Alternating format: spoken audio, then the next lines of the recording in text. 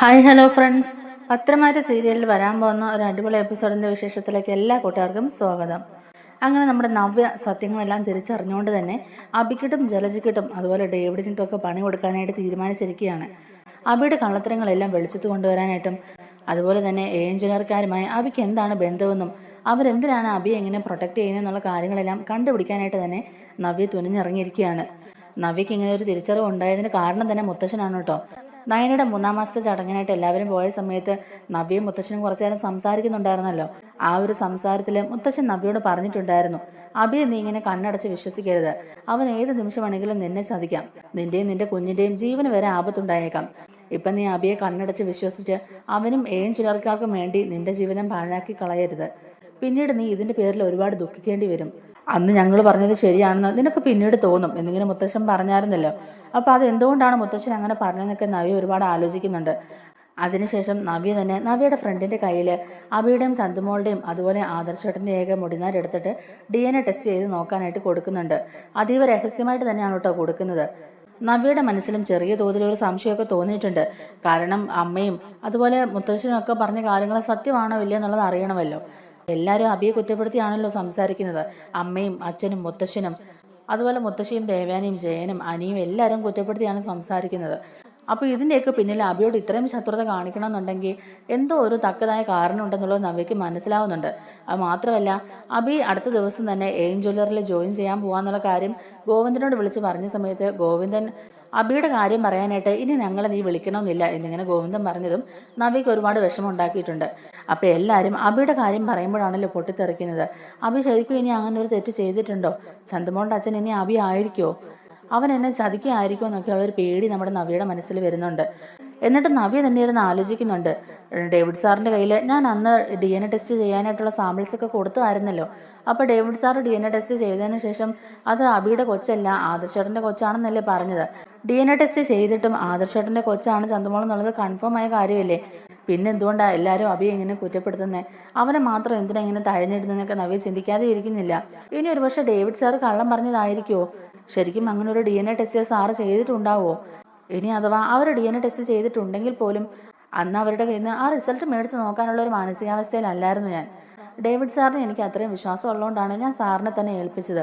ഇനി സാറും അബിയെ രക്ഷിക്കാൻ വേണ്ടി എൻ്റെ അടുത്ത് കള്ളം പറഞ്ഞതായിരിക്കുമോ? ഇനി അങ്ങനെയാണെങ്കിൽ തന്നെ ഡേവിഡ് സാർ എന്തിനാ അബിയെ സംരക്ഷിക്കണം? അബിയെക്കുറിച്ചുള്ള കാര്യങ്ങളൊക്കെ അറിഞ്ഞ ആരും തന്നെ ഇതുപോലൊരു ജോലി അബിക്ക് കൊടുക്കാൻ തയ്യാറാവുകയില്ല. എന്നിട്ടും ചുഴർക്കാർ മാത്രമാണല്ലോ അബിക്ക് ഇതുപോലൊരു നല്ല ജോലി കൊടുത്തത്. ഇതിൻ്റെയൊക്കെ പിന്നിൽ എന്തോ ഒരു ചതി നടക്കുന്നുണ്ട്. എല്ലാം ഒന്ന് കൂട്ടിക്കിഴിച്ച് നോക്കുമ്പോഴേക്കും എന്തൊക്കെയോ ഒരു പന്തികേടുകൾ തോന്നുന്നുണ്ടെന്നൊക്കെ തന്നെ നവ്യ ഇങ്ങനെ ചിന്തിച്ചുകൊണ്ടിരിക്കുകയാണ് കേട്ടോ. അങ്ങനെയാണ് നവ്യ വീണ്ടും DNA ടെസ്റ്റ് ചെയ്യാനായിട്ട് നവ്യയുടെ ഏറ്റവും അടുത്ത കൂട്ടുകാരുടെ അടുത്ത് തന്നെ ഈ സാമ്പിൾസ് ഒക്കെ കൊടുക്കുന്നതും. എന്തായാലും DNA ടെസ്റ്റിൻ്റെ റിസൾട്ട് വരാനായിട്ട് 3-4 ദിവസം എടുക്കുമല്ലോ. പക്ഷേ റിസൾട്ട് വരുന്നതിന് മുമ്പായിട്ട് തന്നെ അബിക്ക് ജ്വല്ലറിയിൽ ജോയിൻ ചെയ്യുകയും വേണം. ഇനി ഞാൻ വിചാരിക്കുന്ന പോലെ അബി ഇക്കാര്യത്തിൽ നിരപരാധിയാണെങ്കിൽ, അബി ഒരു തെറ്റും ചെയ്തിട്ടില്ലെങ്കിൽ വീണ്ടും ഞാൻ അവനെ തന്നെ ഫേസ് ചെയ്യണ്ടേ? അതുകൊണ്ട് എന്തായാലും റിസൾട്ട് എൻ്റെ കയ്യിൽ കിട്ടട്ടെ, എന്നിട്ട് ഞാൻ ബാക്കി കാര്യങ്ങൾ തീരുമാനിക്കുന്നുള്ളൂ എന്നൊക്കെ നവ്യ ഇങ്ങനെ മനസ്സിൽ വിചാരിക്കുന്നുണ്ട്. അതിനൊക്കെ ശേഷം അബി ജ്വല്ലറിൽ ജോയിൻ ചെയ്യാനായിട്ട് പോവുകയാണ് കേട്ടോ. രാവിലെ തന്നെ കുളിച്ച് റെഡിയായ അബിയും നവ്യയും അതുപോലെ ജലജയൊക്കെ പൂജാമുറിയിൽ എത്തുന്നുണ്ട്. അവിടെ അവർ 3 പേരും മാത്രമേ ഉള്ളൂ കേട്ടോ. കാരണം അനന്തപുരിയിലെ പയ്യനെ ജ്വല്ലറിക്ക് വേണ്ടി ജോലി ചെയ്യാൻ പോവാന്ന് പറയുമ്പോൾ അതിനെ ആരും അങ്ങനെ സപ്പോർട്ട് ചെയ്യില്ലല്ലോ. അതവർക്ക് ഇഷ്ടമല്ല. അവർ ഈ കുടുംബത്തിൽ നിന്നുകൊണ്ട് അങ്ങനെ ഒരു ജോലി ചെയ്യാൻ പാടില്ല എന്ന് പലതവണ പറഞ്ഞെങ്കിലും അബിയോ നവ്യോ ജലജയോ ഒന്നും തന്നെ അത് കൂട്ടാക്കുന്നില്ലല്ലോ. നവ്യ ഒരു തരത്തിൽ പകരം വീട്ടുന്ന പോലെയാണല്ലോ ഇതൊക്കെ ചെയ്തുകൊണ്ടിരുന്നത്. നവ്യയെ പിന്നാമ്പുറത്ത് നിന്ന് ചൂട് പിടിപ്പിച്ചുകൊണ്ടിരുന്നതും അബിയും ജലജയും കൂടിയിട്ടായിരുന്നു. എന്തായാലും അതിൻ്റെയൊക്കെ അവസാനം നവ്യ സത്യങ്ങളിലേക്ക് തന്നെ തിരിച്ചു വരികയാണ്. അബിയും ജലജയും നവ്യൊക്കെ പൂജാമുറിയിലേക്ക് എത്തുന്നുണ്ടെങ്കിലും ബാക്കി ആരും ആ പരിസരത്തോട്ട് പോലും അടുക്കുന്നില്ല കേട്ടോ. അബി ജ്വല്ലറിയിലേക്ക് പോകുന്നതിൻ്റെ ദേഷ്യത്തിലാണ് ബാക്കി എല്ലാവരും. എന്തായാലും ആരെയും പ്രതീക്ഷിക്കേണ്ട, നമുക്ക് നമ്മൾ മാത്രമേ ഉള്ളൂ എന്നൊക്കെ പറഞ്ഞുകൊണ്ട് തന്നെ ജലജ നവ്യയെ കൊണ്ട് പൂജയൊക്കെ ചെയ്യിക്കുന്നുണ്ട്. അങ്ങനെ പൂജയെല്ലാം കഴിഞ്ഞതിന് ശേഷം ജലജ അബിയോട് പറയുന്നുണ്ട്, നിന്റെ ജീവിതത്തിൽ നിനക്ക് കിട്ടാവുന്ന ഏറ്റവും വലിയ ഭാഗ്യമായത്. ഒരു മാനേജറായിട്ട് നീ അവിടെ ജോയിൻ ചെയ്യാൻ പോകുന്നത്. നീ അവിടെ നല്ല രീതിക്ക് തന്നെ ജോലി ചെയ്യണം. നിന്റെ ഒരു വിളച്ചിലും നീ അവിടെ എടുക്കരുത്. നിന്റെ എല്ലാ കാര്യങ്ങളും അറിഞ്ഞുകൊണ്ടാണ് നിനക്ക് അവിടെ ഒരു ജോലി തരുന്നെന്നുള്ള കാര്യം നീ ഓർത്തോണം. ഇനി നീ ആയിട്ട് ആ ജോലിയും കൂടി ഇല്ലാതാക്കരുത്. ഇപ്പം നവ്യയുടെ റെക്കമെൻഡേഷൻ കൊണ്ടാണെങ്കിലും നിനക്ക് അങ്ങനെ ഒരു ജോലി അവിടെ കിട്ടിയല്ലോ. എന്തായാലും അത് ഭാഗ്യമായി. ഇവിടെയുള്ള ആർക്കും നീ അങ്ങോട്ടേക്ക് പോകുന്നത് അത്ര വലിയ ഇഷ്ടപ്പെട്ടിട്ടൊന്നുമില്ല. എന്നാലും നവ്യയുടെ കെയർ ഓഫിലായതുകൊണ്ടാണ് ആരും അതിനെ എതിർത്തൊന്നും പറയാത്തത്. ഈ ഒരു അവസരം നമ്മൾ മാക്സിമം യൂസ് ചെയ്യണം. അതുകൊണ്ട് നീ മാനമര്യാദയ്ക്ക് അവിടെ പോയി ജോലി ചെയ്യണം. നിന്റെ കയ്യിലിരിപ്പൊന്നും അവിടെ പോയി കാണിച്ചേക്കരുന്ന് പ്രത്യേകം അബിയെ ഉപദേശിക്കുന്നുണ്ട് ജലജ. അതുപോലെ തന്നെ നവ്യം പറയുന്നുണ്ട്, അബി എല്ലാ കാര്യങ്ങളും നിനക്ക് അറിയാമല്ലോ, പ്രത്യേകിച്ച് ഞാനൊന്നും പറയുന്നില്ല. നിന്റെ പഴയകാല ചരിത്രങ്ങളെല്ലാം ഡേവിഡ് സാറിന് അറിയാം.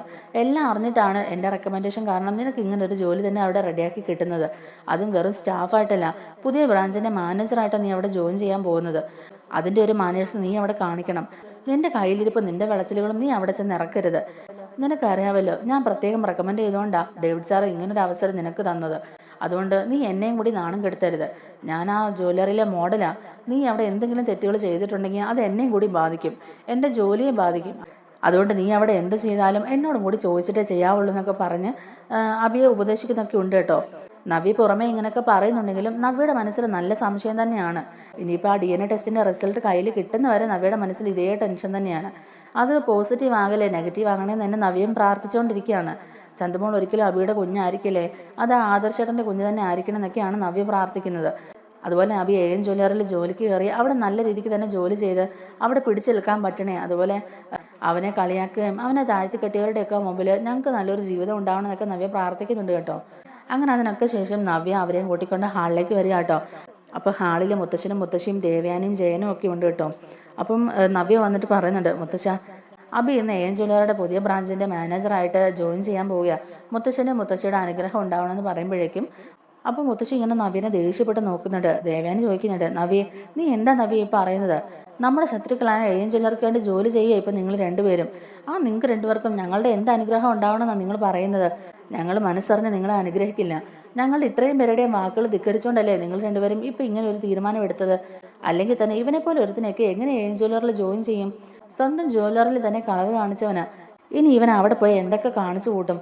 അതിനൊക്കെ ഞങ്ങളുടെ അനുഗ്രഹം വേണോ എന്നിങ്ങനെ ദേവയാനി ദേഷ്യപ്പെട്ട് ചോദിക്കുമ്പോഴേക്കും മുത്തശ്ശി പറയുന്നുണ്ട്, അതെ, ദേവയാനി പറഞ്ഞത് ശരിയാ. നമ്മുടെ ശത്രുക്കളായ AM ജ്വല്ലറിക്കാർ, അതുപോലെ തന്നെ അവർ കാരണം നമ്മുടെ കുടുംബത്തിലെ എല്ലാവരും ഇപ്പം എത്രത്തോളം വിഷമിച്ചു, എന്തൊക്കെ നാണക്കേടുകൾ സഹിച്ചു. എന്നിട്ടും അവരുടെ പുതിയ ബ്രാഞ്ചിന്റെ മാനേജറായിട്ട് ചുമതലയേൽക്കാൻ പോകുന്നു പോലും. അനന്തപുരിയിലെ കൊച്ചുമോൻ AM ജ്വല്ലറിയിലെ പുതിയ ബ്രാഞ്ചിന്റെ മാനേജറായിട്ട് ജോയിൻ ചെയ്യുന്നു പറഞ്ഞ് നാളെ പത്രത്തിലും TV-യിലും ഒക്കെ വാർത്ത വരും. അത് തന്നെ എന്തൊരു നാണക്കേടാ. അത് മുത്തശ്ശനും ഈ കുടുംബത്തിലുള്ളവർക്കും എന്തുമാത്രം നാണക്കേട് ഉണ്ടാക്കും എന്നുള്ളത് നിനക്ക് അറിയത്തില്ല നവ്യെ. എന്നിട്ടും ഇവനെ അനുഗ്രഹിച്ചു വിടണമെന്നാണോ നീ പറയുന്നത് എന്നിങ്ങനെ ചോദിക്കാട്ടോ മുത്തശ്ശിയും. അപ്പോൾ മുത്തശ്ശൻ പറയുന്നുണ്ട്, നവ്യെ, എനിക്ക് പറയാനുള്ളത് നിന്നോടാണ്. നീ അനന്തപുരിയിലെ മരുമകളാണെന്ന് അറിഞ്ഞുകൊണ്ട് തന്നെയാണ് അവർ നിനക്ക് AM ജ്വല്ലറിയിലെ മോഡലായിട്ട് അഭിനയിക്കാൻ ഒരു ചാൻസ് തന്നത്. എന്നാൽ അബിയുടെ കാര്യം അങ്ങനെയല്ല.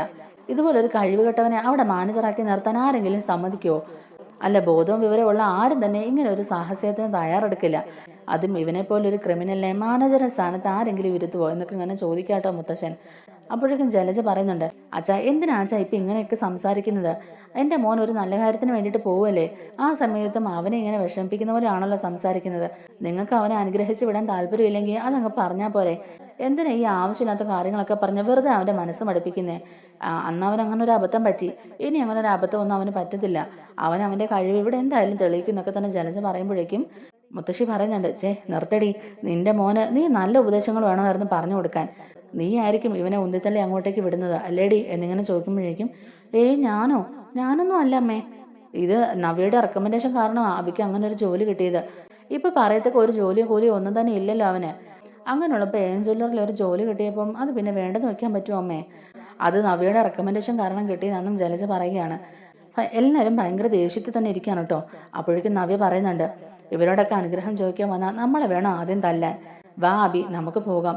ഇനി ഇവിടെ നിന്നാൽ പറയാൻ പാടില്ലാത്ത പലതും ഞാൻ പറഞ്ഞു പോകും. നല്ലൊരു കാര്യത്തിനാണ് പോകുന്നത്. അങ്ങനെ പോകുമ്പോൾ പോലും എന്തെങ്കിലുമൊക്കെ പറഞ്ഞ് നമ്മുടെ മനസ്സ് വിഷമിപ്പിക്കാനാണ് ഇവർ നോക്കുന്നതെന്നൊക്കെ പറഞ്ഞുകൊണ്ട് തന്നെ അബിയും കൂട്ടിക്കൊണ്ട് നവ്യ ഇറങ്ങുന്നുണ്ട്.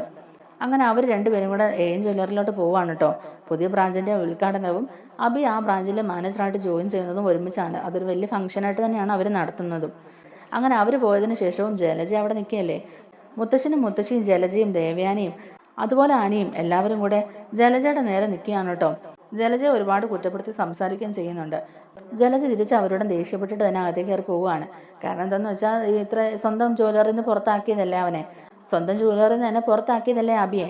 അബി ഒരു ജോലിയും കൂലി ഇല്ലാതിരിക്കുകയല്ലേ. ഇപ്പം അവനൊരു കുടുംബം ഉണ്ടല്ലോ, അവൻ്റേതായ കാര്യങ്ങളൊക്കെ ഉണ്ടല്ലോ. അതുകൊണ്ട് ഇങ്ങനെ ഒരു ജോലി അവന് കിട്ടിയല്ലോ എന്നൊക്കെ ഓർത്ത് സന്തോഷിച്ചിരിക്കുകയാണ് നമ്മുടെ ജലജയും. താഴെ നടക്കുന്ന കാര്യങ്ങളെല്ലാം തന്നെ മോളിൽ നിന്നുകൊണ്ട് നമ്മുടെ അവന്തിക കേൾക്കുന്നുണ്ടായിരുന്നു കേട്ടോ. അവന്തിക ഈ കാര്യങ്ങളെല്ലാം വിളിച്ച് നാഗേന്ദ്രനെ അറിയിക്കുകയും ചെയ്യുന്നുണ്ട്. അഭിയേട്ടൻ ജോയിൻ ചെയ്യാനായിട്ട് ജ്വല്ലറിലേക്ക് വന്നിട്ടുണ്ടെന്നും കൂടെ നവ്യ ഉണ്ടെന്നും പറയുന്നുണ്ട്. എന്തായാലും നവ്യ മോഡലല്ലേ മോളെ, അതുകൊണ്ട് അവളെ നമുക്കങ്ങനെ ഉപേക്ഷിക്കാൻ പറ്റത്തില്ലല്ലോ. എന്തായാലും വരട്ടെ, കുറച്ച് നാളും കൂടി അബിയുടെ ജീവിതത്തിൽ അവൾ കാണുകയുള്ളൂ. എല്ലാം ഒന്നും കലങ്ങി തെളിയുന്ന സമയത്തേക്ക് അബിയുടെ ജീവിതത്തിൽ നിന്ന് അവളെയും നമുക്ക് ഒഴിവാക്കണമെന്നൊക്കെ നാഗേന്ദ്രൻ പറയുന്നുണ്ട്. അങ്ങനെ പുതിയ ബ്രാഞ്ചിന്റെ ഉദ്ഘാടനവും അതുപോലെ മാനേജറായിട്ട് ജോയിൻ ചെയ്യണമെന്നും എല്ലാം വളരെ ഭംഗിയായിട്ട് തന്നെ നടക്കുന്നുണ്ട് കേട്ടോ. നാഗേന്ദ്രൻ അവിടെ എത്തുന്നില്ല, പകരം ഡേവിഡ് തന്നെയാണ് ആ ഉദ്ഘാടനത്തിനും അതുപോലെ അബിയെ മാനേജറായിട്ട് ജോയിൻ ചെയ്യുന്ന ചടങ്ങിലും ഒക്കെ ഉണ്ടായിരുന്നത്. എന്നിട്ട് ഇതെല്ലാം വീഡിയോ എടുത്ത് നാഗേന്ദ്രൻ അയച്ചു കൊടുക്കുകയും ചെയ്യുന്നുണ്ട്. അപ്പോൾ ഈ സമയത്ത് നാഗേന്ദ്രൻ്റെ അടുത്തേക്ക് വരുന്നുണ്ട് കേട്ടോ അവന്തിക. അങ്ങനെ പുതിയ ബ്രാഞ്ചിൽ മാനേജറായിട്ട് അബി ജോയിൻ ചെയ്യുന്നതും മാനേജറിന്റെ കസേരയിൽ അബിയെ കൊണ്ടിരുത്തുന്നതുമുള്ള എല്ലാ വീഡിയോയും ഹോട്ടൽ മുറിയിൽ ഇരുന്നുകൊണ്ട് തന്നെ നാഗേന്ദ്രയും അതുപോലെ അവന്തികയും കാണുന്നുണ്ട്. അതിനുശേഷം നവ്യയുടെ ജോലിക്ക്, അതിനുശേഷം നവ്യയുടെ വർക്കൊക്കെ ആയിട്ട് അങ്ങ് പോവുകയാണ് കേട്ടോ. നാഗേന്ദ്രൻ ഡേവിഡിനെ വിളിച്ചിട്ട് പറയുന്നുണ്ട്, എടോ കാര്യങ്ങളെല്ലാം ഇനി വളരെ സൂക്ഷിച്ചു വേണം ചെയ്യാൻ. എൻ്റെ മോനാണ് ഇപ്പം അവിടുത്തെ മാനേജർ, അതുപോലെ എൻ്റെ എല്ലാ സ്വത്തുക്കളുടെയും അവകാശി കൂടിയാണ് അവൻ. അതുകൊണ്ട് അവനെ കാര്യങ്ങളെല്ലാം താൻ പറഞ്ഞ് മനസ്സിലാക്കി കൊടുക്കണം. എന്തൊക്കെ ചെയ്യണം, എങ്ങനെ ചെയ്യണം, അങ്ങനെ വേണ്ട സർവ്വ കാര്യങ്ങളും താൻ വേണം അവന് പറഞ്ഞു കൊടുക്കാൻ. അതുപോലെ ഇതുവരെ അവൻ ചെയ്തതൊന്നും താൻ കണക്ക് കൂട്ടണ്ട. അവനെ നല്ലൊരു ബിസിനസ്മാൻ ആക്കണം. എൻ്റെ മോൻ ഇത്രയും നാളും അനന്തപുരിയിൽ കിടന്ന് അനുഭവിച്ച എല്ലാ വേദനകൾക്കും ഒരു പരിഹാരമായിരിക്കണം.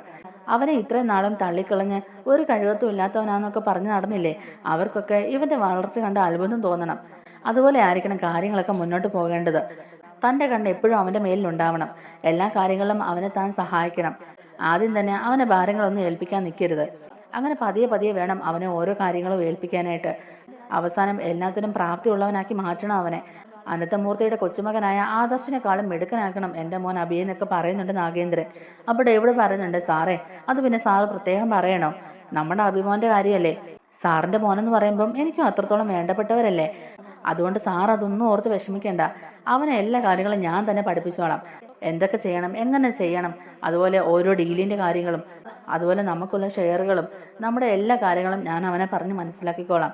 സാറ് പറഞ്ഞ പോലെ തന്നെ ആദർശിനേക്കാളും മിടുക്കനാക്കാം നമുക്കിവനെ എന്നൊക്കെ ഇങ്ങനെ പറയുകയാണ് ഡേവിഡ്. അങ്ങനെ അവർ വലിയ കുഴപ്പമില്ലാതെ അന്നത്തെ ദിവസം അങ്ങ് കടന്നുപോയി കേട്ടോ. തിരിച്ച് വീട്ടിലേക്ക് ചെല്ലുമ്പോഴും നവ്യ ആകെ കൺഫ്യൂഷനിലാണ്. കാരണം DNA ടെസ്റ്റിൻ്റെ റിസൾട്ട് പോസിറ്റീവ് ആകുമോ നെഗറ്റീവ് ആകുമോ എന്നൊക്കെ ഉള്ളൊരു ടെൻഷനാണ്. എന്നാലും നവ്യ ഇങ്ങനെ ആലോചിച്ചുകൊണ്ടിരിക്കുന്നത് കാണുമ്പോഴേക്കും അബി വന്നിട്ട് ചോദിക്കുന്നുണ്ട്, നവ്യെ നീ എന്താ ഇവിടെ ഇരുന്ന് ഇങ്ങനെ ആലോചിച്ചുകൊണ്ടിരിക്കുന്നേ? നീ താഴെ കാണുമെന്ന് ഓർത്തോണ്ടാണ് കയറി വന്നത്. കയറി വന്നപ്പോൾ തന്നെ അവിടെ എല്ലാവരും ഇരിക്കുന്നുണ്ടായിരുന്നു. എല്ലാവരുടെയും മുഖത്ത് നല്ല ദേഷ്യമുണ്ട്. ഞാൻ അതൊന്നും മൈൻഡ് ചെയ്യാതെ നേരെ കയറി ഇങ്ങി പോകുന്നു എന്ന് പറയുകയാണ് കേട്ടോ. എന്നിട്ട് അബിയോട് നവ്യ ചോദിക്കുന്നുണ്ട്, എന്നിട്ട് അവർ നിന്നോട് എന്തെങ്കിലും ചോദിച്ചോ എന്നൊക്കെ. ഇല്ല, എന്നോടൊന്നും ചോദിച്ചില്ല, ഞാനതിനവിടെ നിന്നില്ല, ഞാൻ നേരെ ഇങ്ങനെ കയറി പോകുന്നു എന്ന് തന്നെ പറയുകയാണ് അബി. എന്നിട്ട് നവ്യ ചോദിക്കുന്നുണ്ട്, അല്ല അബി നീ പോയ വിശേഷങ്ങളൊക്കെ പറ, ഇന്നവിടെ മാനേജറായിട്ട് നീ ജോയിൻ ചെയ്തില്ലേ, എങ്ങനെ ഉണ്ടായിരുന്നു ഫസ്റ്റ് ദിവസം എന്നൊക്കെ തന്നെ ചോദിക്കുകയാണ് നവ്യ. അബി പറയുന്നുണ്ട്, നവ്യെ എൻ്റെ ജീവിതത്തിൽ ഇന്നത്തെ ദിവസം ഞാൻ ഒരിക്കലും മറക്കില്ല. ഞാൻ എത്ര ആഗ്രഹിച്ചാണെന്നറിയാവോ അതുപോലെ ഒരു മാനേജർ കസേരയിൽ ഇരിക്കാനായിട്ട്. ആ ഒരു സൗഭാഗ്യം ഇപ്പം എന്നെ തേടി വന്നിരിക്കുന്നത്. അതുപോലെ തന്നെ ഞാൻ പ്രതീക്ഷിച്ചതിലും എന്ത് നല്ല മനുഷ്യനാണ് ഡേവിഡ് സാറ്. സാറിന്ന് എൻ്റെ കൂടെ തന്നെ ഉണ്ടായിരുന്നു. എല്ലാ കാര്യങ്ങളും എനിക്ക് പറഞ്ഞു തന്നു. കമ്പനിയുടെ A to Z കാര്യങ്ങൾ എനിക്ക് പറഞ്ഞു തന്നു. ആരെങ്കിലും ഇതുപോലെ എല്ലാ കാര്യങ്ങളും വെട്ടിത്തുറന്ന് പറഞ്ഞു തരുമോ? അതുപോലെ തന്നെ എല്ലാ കാര്യത്തിലും ഹെൽപ്പ് ചെയ്യുന്ന ആളാണ് ഡേവിഡ് സാർ എന്ന് എനിക്കിപ്പോൾ മനസ്സിലായി. എന്തായാലും അവിടെ തന്നെ എനിക്കൊരു ജോലി കിട്ടിയത് വലിയൊരു ഭാഗ്യമാണ്. നീയാണ് നവ്യെ എനിക്ക് ഇങ്ങനെ ഒരു അവസരം ഉണ്ടാക്കി തന്നത്. അതുകൊണ്ട് നിന്നോട് എനിക്ക് ഏറ്റവും കൂടുതൽ കടപ്പാടെന്നൊക്കെ പറഞ്ഞ് നവ്യനെ സോപ്പിടാൻ നോക്കുന്നുണ്ട് കേട്ടോ. അപ്പോൾ നവ്യ പറയുന്നുണ്ട്, അബി അതൊക്കെ എനിക്കറിയാം, ഞാൻ നിന്നോട് ഒറ്റ കാര്യം ആവശ്യപ്പെടുന്നുള്ളൂ. ഇവിടുത്തെ ജ്വല്ലറിൽ കാണിച്ച പോലുള്ള തിരിമറിയൊന്നും നീ അവിടെ കാണിക്കാൻ നിൽക്കരുത്. നിന്റെ പഴയകാല ചരിത്രങ്ങളൊക്കെ വെച്ച് നോക്കിയാൽ നിനക്ക് ഒരിടത്തും ജോലി കിട്ടത്തില്ല. എന്നിട്ടും ഡേവിഡ് സാറ് എന്നോടുള്ള വിശ്വാസത്തിന് പുറത്താണ് നിനക്ക് ഇങ്ങനെ ഒരു ജോലി തന്നത്.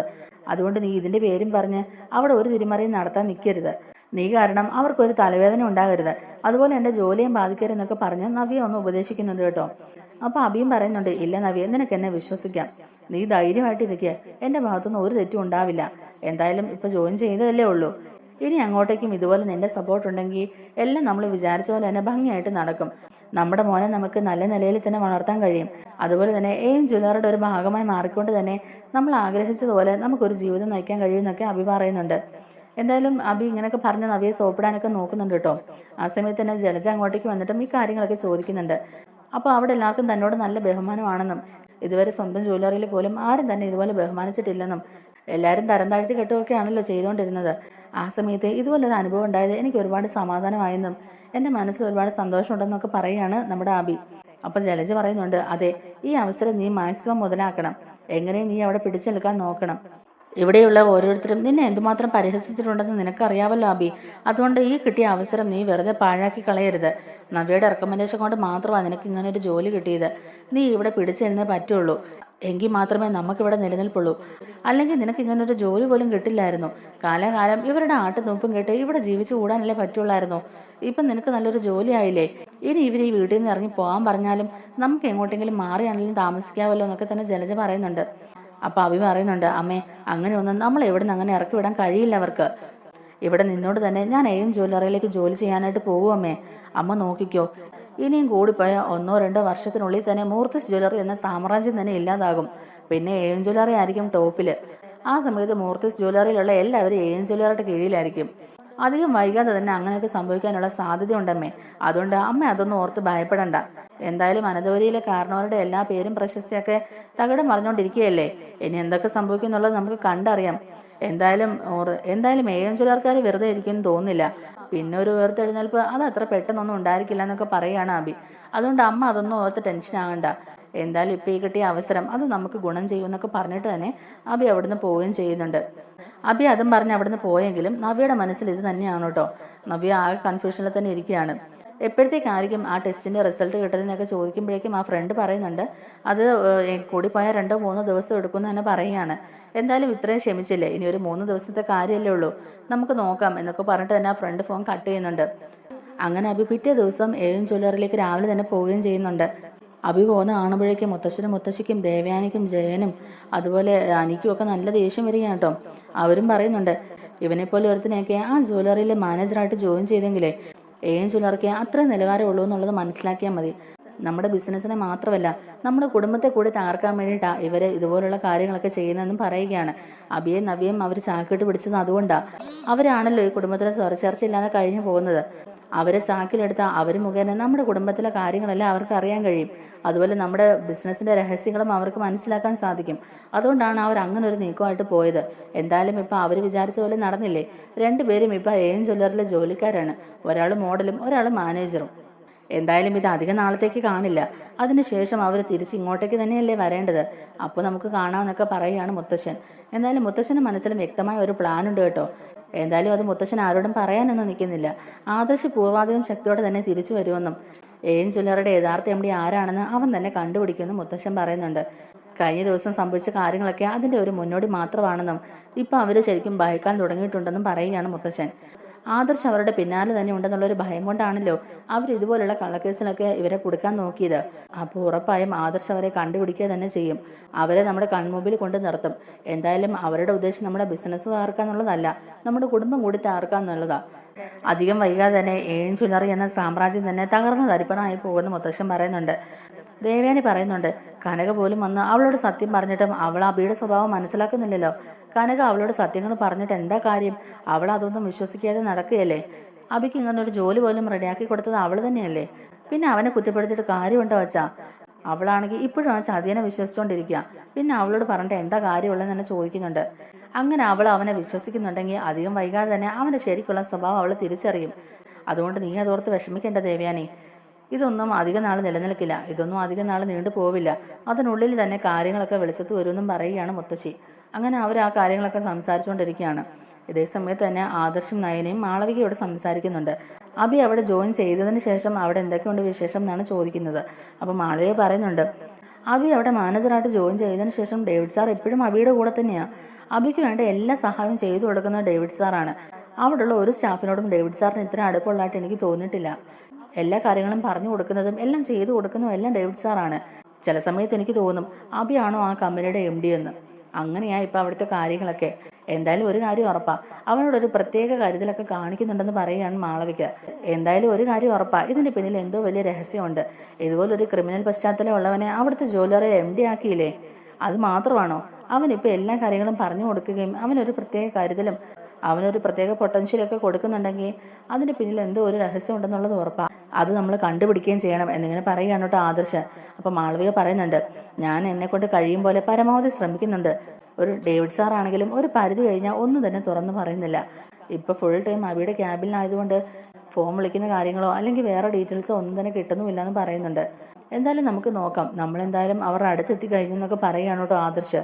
പിന്നെ മാളവിക ശ്രദ്ധിക്കണം കേട്ടോ, എന്തും ചെയ്യാൻ മടിയില്ലാത്തവരാ അവര്. അതുകൊണ്ട് ഒരു സംശയം ഉണ്ടാകുന്ന രീതിയിൽ ഒന്നും ചെയ്യരുതെന്ന് തന്നെ മാളവികയോട് പറയുന്നുണ്ട് ആദർശ്. അങ്ങനെ മാളവികയോടും ഈ കാര്യങ്ങളൊക്കെ സംസാരിച്ചിട്ട് ആദർശ് അവിടെ നിന്ന് പോകുന്നുണ്ട്. അതിനുശേഷം നമ്മുടെ അബിയുടെ ക്യാമ്പിലേക്ക് നമ്മുടെ നവ്യ വരികയാണ് കേട്ടോ. അപ്പോൾ നവ്യ അബിയോട് പറയാതെയാണ് കേട്ടോ അങ്ങോട്ടേക്ക് കയറി ചെല്ലുന്നത്. ആ സമയത്ത് അബിയുടെ ക്യാമ്പിൽ ഡേവിഡ് ഇരിപ്പുണ്ടായിരിക്കും. അപ്പോൾ ഡേവിഡ് ഇങ്ങനെ ചന്തുമോളുടെ കാര്യങ്ങളും അനഘയുടെ കാര്യങ്ങളൊക്കെ ഡിസ്കസ് ചെയ്തുകൊണ്ടിരിക്കുകയാണ്. അപ്പോൾ അബി പറയുന്നുണ്ട്, അങ്ങനൊരു വിഷയം ഉള്ളതുകൊണ്ട് എനിക്ക് നവ്യ സോപ്പിട്ട് അവളെ കൂടെ നിർത്തിയേ പറ്റുള്ളൂ, അല്ലെങ്കിൽ അവളെ എൻ്റെ ജീവിതത്തിൽ നിന്ന് ഞാൻ എപ്പോഴേ പറഞ്ഞു വിട്ടേനെ. ഇതിപ്പോൾ എൻ്റെ ജീവിതത്തിൽ നിന്ന് പോകാതെ എന്നെ ചുറ്റിപ്പറ്റി നിൽക്കുക. എനിക്ക് അവളോട് ഒരു താല്പര്യവും ഇല്ല. പിന്നെ എൻ്റെ നിലനിൽപ്പിനെ ബാധിക്കുമല്ലോ എന്ന് ഓർത്തിട്ട് മാത്രമാണ് അവളെയും കുഞ്ഞിനെയും ഞാൻ അവിടെ നിർത്തിയേക്കുന്നതെന്നൊക്കെ അബി ഇങ്ങനെ പറയുകയാണ്. അപ്പോൾ അതെല്ലാം ഡോറിൻ്റെ പിന്നിൽ നിന്നോണ്ട് നമ്മുടെ നവ്യ കേൾക്കുകയാണ് കേട്ടോ. നവ്യക്കത് കേൾക്കുമ്പോൾ ഭയങ്കര സങ്കടമാവുന്നുണ്ട്. അപ്പോൾ ഡേവിഡും പറയുന്നുണ്ട്, അതേ അബി, അത് ഞങ്ങൾക്ക് അറിയാം. പിന്നെ നവ്യനെ നമ്മൾ അത്ര നിസ്സാരക്കാരിയായിട്ട് കാണരുത്. ഇങ്ങനൊരു കാര്യം അവളുടെ അമ്മ അവളെ സൂചിപ്പിച്ചപ്പോൾ അവൾ എൻ്റെ അടുത്താണ് ആദ്യം ഓടി വന്നത്. എന്നിട്ട് DNA ടെസ്റ്റ് ചെയ്ത് നോക്കണമെന്ന് പറഞ്ഞ് ചന്തുമോളുടെയും അബിയുടെയൊക്കെ മുടിനാര് എൻ്റെ കൊണ്ട് തന്നിരുന്നു. അതൊക്കെ ടെസ്റ്റ് ചെയ്തിട്ട് അതിൻ്റെ റിസൾട്ട് നെഗറ്റീവ് ആണെന്ന് ഞാനാണ് അവളോട് പറഞ്ഞത്. പക്ഷെ അത് അബിക്ക് അനഘയിലുണ്ടായ കുഞ്ഞ് തന്നെയാണെന്നുള്ളത് ഞങ്ങൾക്കറിയാം. എന്നാലും നമ്മൾ തമ്മിലുള്ള ഒരു ബന്ധം വെച്ചിട്ട് ഇതൊന്നും ഞാൻ അവളോട് പറഞ്ഞിട്ടില്ല. അത് ആദർശിൻ്റെ കുഞ്ഞാണെന്ന് തന്നെയാണ് ഞാൻ അവളോട് പറഞ്ഞത്. അത് കേട്ട് വിശ്വസിച്ചുകൊണ്ടാണ് അവളൊന്നും അധികം പ്രശ്നങ്ങളൊന്നും ഉണ്ടാക്കാതിരുന്നത്. അല്ലെങ്കിൽ ഒരു പൊട്ടിത്തെറി ഉറപ്പായിരുന്നതെന്നൊക്കെ തന്നെ ഡേവിഡ് പറയുന്നുണ്ട് കേട്ടോ. ആ സമയത്ത് അബി ചോദിക്കുന്നുണ്ട്, അല്ല സാറിന് എങ്ങനെ എൻ്റെ കാര്യങ്ങളൊക്കെ ഇത്ര ക്ലിയർ ആയിട്ട് അറിയാമെന്ന് ചോദിക്കുമ്പോഴേക്കും അതൊക്കെ എനിക്ക് അറിയാമെന്ന് കൂട്ടിക്കോ. തൻ്റെ എല്ലാ ചരിത്രങ്ങളും മനസ്സിലാക്കിയിട്ട് തന്നെ ഞങ്ങൾ ഇവിടെ ജോലിക്ക് എടുത്തത്. അല്ലെങ്കിൽ തന്നെ പോലെ സ്വന്തം ജ്വല്ലറിൽ തന്നെ തിരുമറ നടത്തുന്ന ആളെ ഇങ്ങോട്ടേക്ക് മാനേജറായിട്ട് എടുക്കേണ്ട കാര്യമുണ്ടോ? എല്ലാത്തിനും പിന്നിൽ ഒരു വ്യക്തമായ കാരണമുണ്ടെന്ന് തന്നെ കൂട്ടിക്കോ. എന്തായാലും താനിപ്പോൾ തൽക്കാലം അത് അറിയണ്ട. താനിപ്പോൾ ഇവിടുത്തെ പുതിയ ബ്രാഞ്ചിൻ്റെ മാനേജറാണ്. അതുകൊണ്ട് താൻ തന്നെ ഏൽപ്പിച്ച ജോലികളൊക്കെ നല്ലപോലെ ചെയ്താൽ മതി. ബാക്കി കാര്യങ്ങളൊന്നും ഓർത്ത് താൻ ടെൻഷനാകണ്ട. നവ്യയുടെയും അനഘയുടെയും കാര്യങ്ങളൊക്കെ ഞങ്ങൾ നോക്കിക്കോളാം. അവരെ ഞങ്ങൾ മാനേജ് ചെയ്തോളാം എന്നൊക്കെ പറയാൻ കേട്ടോ ഡേവിഡ്. അപ്പോൾ അനഘയുടെ കാര്യം നിങ്ങളെങ്ങനെ മാനേജ് ചെയ്യുന്നത് എന്നിങ്ങനെ ചോദിക്കുമ്പോഴേക്കും ഡേവിഡ് പറയുന്നുണ്ട്, അവളെ കൊല്ലാനായിട്ട് അന്ന് ഞാൻ കുറച്ച് ഗുണ്ടകളെ അയച്ചിട്ടുണ്ടായിരുന്നു. അവളാണല്ലോ ഇപ്പോൾ തൻ്റെ ജീവിതത്തിൽ ഏക ഭീഷണിയായിട്ടിരിക്കുന്നത്. ചന്തുമോൾ തൻ്റെ കുഞ്ഞാണെന്ന് തെളിയിക്കാനുള്ള ജീവനുള്ള സാക്ഷി അനഘയാണല്ലോ. അവളെ ആ കിടപ്പിലാക്കിയതിൻ്റെ പിന്നിലും താനാണെന്നുള്ളത് ഞങ്ങൾക്കറിയാം. എന്നാൽ ഇനി അങ്ങനെ ഒരു സാക്ഷി വേണ്ടാന്ന് ഓർത്തിട്ടാ അന്ന് ഞാൻ കുറച്ച് ഗുണ്ടകളെ അയച്ചത്. എന്നാൽ അവിടെ ആദർശും നയനയും നന്ദും ഒക്കെ കൂടി ഇടപെട്ട് അവളെ ആ സ്ഥലത്തുനിന്ന് മാറ്റി. അതുകൊണ്ടാണ് അവളുടെ കാര്യത്തിൽ ഒരു തീരുമാനം ഉണ്ടാകാതെ പോയത്. എന്നിട്ട് ആ ഗുണ്ടകളെ നന്ദു അറസ്റ്റ് ചെയ്തു. അവരെൻ്റെ പേര് പറഞ്ഞെന്നും പറഞ്ഞ് എന്നെ അറസ്റ്റ് ചെയ്യാനായിട്ട് നന്ദു ഇവിടെ വന്നു. അപ്പം മുകളിലെ സ്വാധീനമൊക്കെ ഉണ്ടായിരുന്നതുകൊണ്ടാണ് തൽക്കാലം ഞാൻ പിടിച്ചു നിന്നത്. എന്തായാലും നന്ദുവും അത്ര നിസ്സാരക്കാരിയല്ല. അവളും ഞങ്ങളുടെ പിന്നാലെ തന്നെയുണ്ട്. ആദർശിന് വേണ്ട എല്ലാ സഹായങ്ങളും ചെയ്തു കൊടുക്കുന്ന നന്ദു ആണെന്നുള്ളത് ഞങ്ങൾക്കറിയാം. അതുകൊണ്ടാണ് നന്ദുവിനെ ഒന്ന് കൊടുക്കാൻ ഞങ്ങൾ നോക്കിയത്. പക്ഷെ അവളും രക്ഷപ്പെട്ടു പോവുകയാണ്. അത് മാത്രമല്ല, നന്ദു കാരണം ഞങ്ങൾക്ക് നഷ്ടങ്ങൾ ഉണ്ടായിട്ടുണ്ട്. അന്ന് കുറേ കള്ളക്കടത്ത് സ്വർണം വന്നതൊക്കെ നന്ദു അല്ലേ കസ്റ്റഡിയിലെടുത്ത്. അന്ന് കള്ളക്കടത്ത് സ്വർണം വന്നപ്പോൾ നന്ദു ആ വണ്ടി ചേസ് ചെയ്ത് അറസ്റ്റ് ചെയ്തല്ലോ. ആ ഡ്രൈവറെ അവൾ കാരണം ഞങ്ങൾക്ക് കൊല്ലേണ്ടി വന്നത്. എന്ത് ചെയ്യാനാ? ഇതുപോലുള്ള ഓരോ നാശങ്ങൾ വന്നാൽ പിന്നെ എങ്ങനെ ബിസിനസ് ചെയ്യാൻ കഴിയും? എന്തായാലും ഇപ്പോൾ ഒന്ന് പച്ചപിടിച്ച് വരികയായിരുന്നു. എന്തായാലും ഇനി അങ്ങോട്ടേക്കും ഇതുപോലുള്ള പല പല കേസുകളൊക്കെ വരും. അതൊന്നും ഓർത്ത് താൻ ടെൻഷൻ ആകണ്ട. താൻ ഇവിടെ ഇരുന്ന് സ്വസ്ഥമായിട്ട് തന്നെ ലഭിച്ച ജോലി മാത്രം ചെയ്താൽ മതി. ബാക്കി കാര്യങ്ങളൊക്കെ ഞങ്ങൾ നോക്കിക്കോളാം. തൻ്റെ ജീവിതത്തിൽ നിന്ന് അനഘയും അതുപോലെ ചന്തുമോളെയൊക്കെ ഒഴിവാക്കാനുള്ള മാർഗ്ഗങ്ങൾ ഞാൻ നോക്കുന്നുണ്ട്. അവളെ തനിക്ക് ഇഷ്ടമല്ലെന്നുള്ളതൊക്കെ എനിക്കറിയാവിടോ. പിന്നെ തൻ്റെ നിലനിൽപ്പിന് വേണ്ടിയിട്ട് അവളെ ഇപ്പോൾ താൻ സോപ്പിട്ട് കൂടെ നിർത്തിയേക്കുന്നതല്ലേ എന്നിങ്ങനെ ചോദിക്കുമ്പോഴേക്കും അബി അങ്ങ് ആകാംക്ഷയോടെ ചോദിക്കുന്നുണ്ട്, അയ്യോ സാറിന് എങ്ങനെ ഇതൊക്കെ അറിയാം? ആരാ സാറിനോട് ഇതൊക്കെ പറഞ്ഞേ എന്നിങ്ങനെ ചോദിക്കുകയാണ്. അപ്പോൾ അയാൾ പറയുന്നുണ്ട്, അതൊക്കെ എനിക്ക് അറിയാവിടോ. എല്ലാം അറിഞ്ഞുകൊണ്ട് തന്നെ ഞങ്ങൾ ഇവിടെ ഇരിക്കുന്നതെന്ന് തന്നെ കൂട്ടിക്കോ. അനന്തപുരിയിലുള്ള എല്ലാവരുടെയും കാര്യങ്ങളും ഞങ്ങൾക്കറിയാം.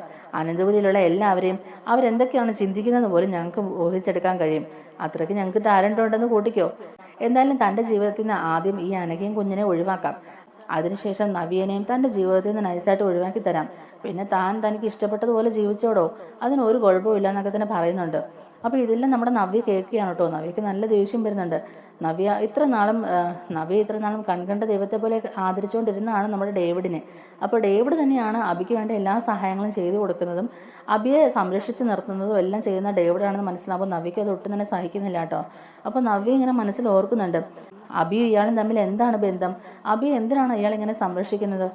അതുപോലെ അമ്മയും മുത്തശ്ശനും ഒക്കെ എന്നോട് പറഞ്ഞ കാര്യങ്ങൾ സത്യമായിരുന്നു. അബിയുടെ കുഞ്ഞു തന്നെയാണ് ചന്തുമോള്. എന്നിട്ട് മനഃപൂർവ്വം ആദർശനെ തലയിൽ കെട്ടിവെക്കാനായിട്ട് ഇവൻ കളിച്ച നാടകമായിരുന്നു അതെല്ലാം. എനിക്ക് ഇപ്പോഴാണ് മനസ്സിലായെന്നൊക്കെ പറഞ്ഞ് നവ്യ അങ്ങ് പൊട്ടിക്കരയുക കേട്ടോ. അങ്ങനെ നവ്യ അവിടുന്ന് സങ്കടപ്പെട്ട് ഇറങ്ങുമ്പോഴാണ് നവ്യയുടെ കൂട്ടുകാരി നവ്യയെ വിളിക്കുന്നുണ്ട്. അത് വേറൊന്നും അല്ലാട്ടോ, DNA ടെസ്റ്റിൻ്റെ റിസൾട്ടിൻ്റെ കാര്യം പറയാനായിട്ടാണ്. നവ്യയ്ക്കാണെങ്കിൽ ആകെ സങ്കടമായി കരഞ്ഞ അവശതയായിട്ട് തന്നെ ഫ്രണ്ടിൻ്റെ അടുത്തേക്ക് ചെല്ലുമ്പോഴേക്കും അവളും പറയുന്നുണ്ട് ഇതുപോലെ ചന്തുമോളുടെ അച്ഛൻ അബിയാണെന്നും അത് അബിയുടെ ചോര തന്നെയാണ്, ആദർശേട്ടൻ ഇതിലൊരു പങ്കുമില്ല, ആദർശേട്ടൻ നിരപരാധിയാണെന്ന് പറയുകയാണ്. അങ്ങനെ അബി കളിച്ചൊരു നാടകമായിരുന്നു ഇതൊന്നും. തന്നെ ഇത്ര നാളും അബി ചതിക്കുകയായിരുന്നു എന്നൊക്കെ തന്നെ നവ്യയ്ക്ക് മനസ്സിലാവുന്നുണ്ട്. തന്നെ ചതിച്ചവനെ വെറുതെ വിടില്ല എന്നുള്ളൊരു വാശിയിൽ തന്നെ അബിക്കിട്ടും ഡേവിഡിനിട്ടും ഒക്കെ മുട്ടം പണി കൊടുക്കാനായിട്ട് നവ്യയും തീരുമാനിക്കുന്നുണ്ട്. അങ്ങനെ നവ്യ രണ്ടും കൽപ്പിച്ചൊരു പടയൊരുക്കത്തിന് തയ്യാറായി നിൽക്കുകയാണ്. അബിയെയും ഡേവിഡിനെയൊക്കെ കൊടുക്കാനായിട്ട് തെളിവുകൾ വേണമല്ലോ. അതുകൊണ്ട് തന്നെ ഇതൊന്നും അറിയാത്ത മട്ടിൽ എം ജ്വല്ലറിയെ സപ്പോർട്ട് ചെയ്തും അവിടെ ജോലി ചെയ്തും ഇവരെ കൊടുക്കാനുള്ള തെളിവുകളൊക്കെ കണ്ടെത്തിക്കൊണ്ടിരിക്കുകയാണ് നവ്യ. എന്നിട്ട് ആദർശിൻ്റെയും നയനയുടെയൊക്കെ മുമ്പിൽ ചെന്നിട്ട് അവരോട് മാപ്പ് ചോദിക്കുകയും ചെയ്യുന്നുണ്ട്. അതുപോലെ മുത്തശ്ശൻ്റെ അടുത്തും അതീവ രഹസ്യമായിട്ട് തന്നെ നമ്മുടെ നവ്യ പറയുന്നുണ്ട് എല്ലാ സത്യങ്ങളും ഞാൻ മനസ്സിലാക്കിയെന്നും DNA ടെസ്റ്റ് ചെയ്തപ്പോൾ റിസൾട്ട് പോസിറ്റീവ് ആയിരുന്നു എന്നും ചന്തുമോളിൽ അബിയുടെ കുഞ്ഞ് തന്നെയാണെന്നുള്ളത് എനിക്കിപ്പോൾ പൂർണ്ണമായിട്ട് ബോധ്യമായെന്നും അതുപോലെ ഡേവിഡും അബിയും തമ്മിലുള്ള ബന്ധമൊക്കെ എനിക്ക് മനസ്സിലായെന്നും ഇതിൻ്റെ പിന്നിൽ ആരോ ഒരാൾ കളിക്കുന്നുണ്ട്, അയാളും അബിയും തമ്മിലുള്ള ബന്ധം എന്താണെന്നുള്ളത് കണ്ടുപിടിക്കണം. അതുകൊണ്ട് ഞാൻ രണ്ടും കൽപ്പിച്ച് തന്നെ മുന്നോട്ട് പോകാനായിട്ട് തീരുമാനിക്കുകയാണ്. ഇതിൻ്റെ പിന്നിൽ പ്രവർത്തിക്കുന്ന മാസ്റ്റർ ബ്രെയിൻ ആരുടേതാണെന്ന് കണ്ടുപിടിക്കാനായിട്ട് നവ്യ തന്നെ തുനിഞ്ഞിറങ്ങുന്നുണ്ട്.